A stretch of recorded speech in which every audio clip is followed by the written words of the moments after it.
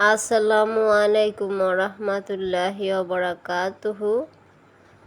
মানুষের জীবনে অনেক কষ্ট থাকে, কিন্তু কষ্টর মুহূর্তে যে যার সাথে খারাপ ব্যবহার করে সেই খারাপ কথাগুলো আজীবন মনে থেকে যায়।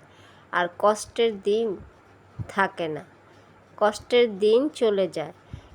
কষ্ট মানুষের চিরকাল থাকে না, কিন্তু সেই মুহূর্তে যে খারাপ ব্যবহার করেছে সেই খারাপ কথাগুলো আজীবন ভর মনে থাকে।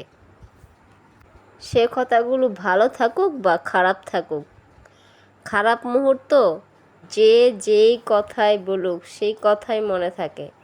এলা ভালো কথাই হোক আর খারাপ কথাই হোক, আমার কথাগুলো বাস্তব, মিলিয়ে নেবেন। তো সবাই ভালো থাকুন, সুস্থ থাকুন। আল্লাহ হাফেজ।